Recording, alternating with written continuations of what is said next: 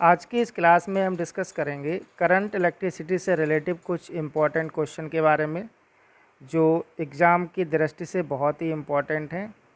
तो ये current electricity का सेकेंड पार्ट है। इससे पहले हम फर्स्ट पार्ट बना चुके हैं, उसमें भी हमने कुछ इम्पॉर्टेंट क्वेश्चन के बारे में डिस्कस किया था। ये जो इम्पोर्टेंट पॉइंट्स हैं जो वन लाइन में हमने शो कर रखे हैं, ये बहुत ही इम्पॉर्टेंट है सभी एग्ज़ाम के लिए। तो देखो यहाँ पर जो पहला पॉइंट्स हमने लिया है कि अर्धचालकों में विद्युत प्रवाह इलेक्ट्रॉन तथा कोटर, और कोटर को ही बोलते हैं होल के द्वारा होता है। तो देखो अर्धचालक यानी कि सेमीकंडक्टर, सेमीकंडक्टर में जो करंट का जो फ्लो होता है वो इलेक्ट्रॉन्स एंड होल्स दोनों के द्वारा होता है। तो ये ध्यान रखना, ये बहुत ही इम्पोर्टेंट पॉइंट है। और दूसरा है कि विद्युत धारा में परिमाण व दिशा दोनों होती हैं, फिर भी ये अदिश राशि है। तो एग्ज़ाम में पूछा भी जाता है, कई बार पूछा गया है कि विद्युत धारा कैसी राशि है। तो आप ध्यान रखेंगे विद्युत धारा कैसी राशि है, अदिश राशि है। और ये इसी से ही निकल के एक बहुत ही इम्पोर्टेंट क्वेश्चन आया है कि विद्युत धारा में परिमाण व दिशा दोनों होती हैं, फिर भी ये अदिश राशि है, क्यों? तो देखो क्यों, क्योंकि ये वेक्टर रूल का पालन नहीं करती है। तो हमने लिखा है क्योंकि ये जोड़ के त्रिभुज नियम यानी कि वेक्टर रूल का पालन नहीं करती है। अगला पॉइंट है कि विद्युतदर्शी का क्या कार्य होता है। तो देखो विद्युतदर्शी का क्या कार्य है, आवेश की उपस्थिति का पता लगाना। अगला पॉइंट है विद्युत आवेश संबंधित प्रयोग सर्वप्रथम यूनान के थेल्स नामक दार्शनिक ने किया था। तो ये पूछता है एग्जाम में, ध्यान रखना कि विद्युत आवेश संबंधित प्रयोग सर्वप्रथम किसने किया था, यूनान के थेल्स नामक दार्शनिक ने किया था। अगला पॉइंट है कि आवेशों के लिए ऋणात्मक और धनात्मक पदों का प्रयोग सर्वप्रथम बेंजामिन फ्रैंकलिन ने किया था। आवेश कैसे होते हैं आपको मालूम है, पॉजिटिव और नेगेटिव होता है, ठीक है। तो ये जो पॉजिटिव और नेगेटिव के लिए जो सर्वप्रथम जो प्रयोग किया था वो बेंजामिन फ्रैंकलिन ने किया था। तो ये ध्यान रखना, ये बहुत ही इम्पोर्टेंट पॉइंट है।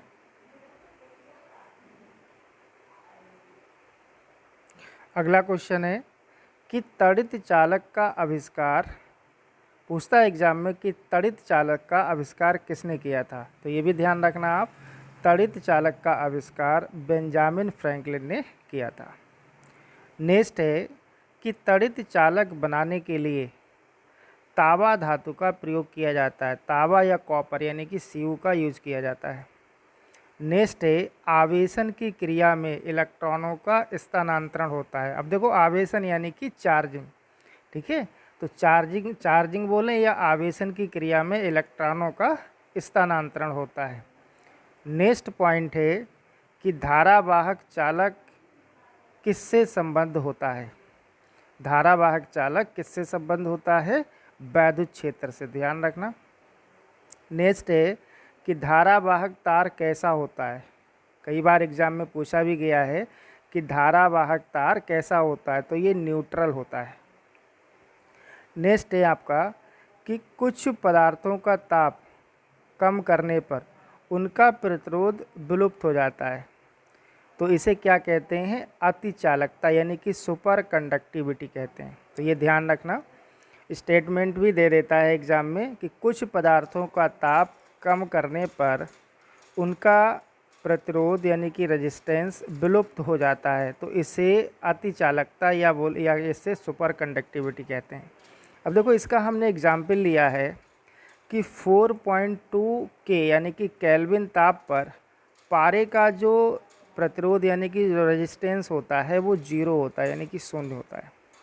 4.2 केल्विन ताप पर पारा यानी कि ये मरकरी Hg हो जाएगा, का जो रेजिस्टेंस होगा वो जीरो होगा। नेक्स्ट पॉइंट है कि अतिचालक का लक्षण है, पूछता है एग्जाम में कि अतिचालक का लक्षण है, तो ये हो जाएगा शून्य पारगम्यता, ठीक है, शून्य पारगम्यता। तो देखो आगे देखते हैं कुछ पॉइंट्स के बारे में।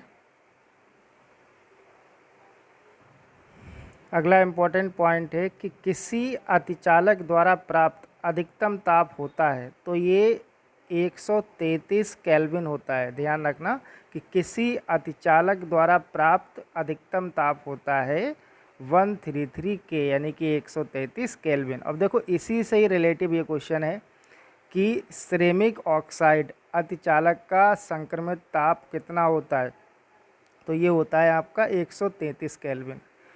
तो ये जो अधिकतम ताप है ये 133 के, ये सिरेमिक ऑक्साइड का होता है। ठीक है, तो सिरेमिक ऑक्साइड अतिचालक का जो संक्रमित तापमान होता है वो ये होता है, इसको संक्रमण ताप भी बोल देते हैं। ठीक है, नेक्स्ट है कि सुपर कंडक्टर की चालकता असीमित होती है। पूछता है कैसी होती है, कितनी होती है, तो सुपर कंडक्टर की जो चालकता होगी वो असीमित होती है। नेक्स्ट है आपका कि धातु चालकों के लिए प्रतिरोध ताप गुणांक, इसको एल्फा से डिनोट करते हैं, डायरेक्ट एल्फा भी बोल देता है कि धातु चालकों के लिए प्रतिरोध ताप गुणांक, इसको बोलते हैं एल्फा। कैसा होता है, धनात्मक होता है।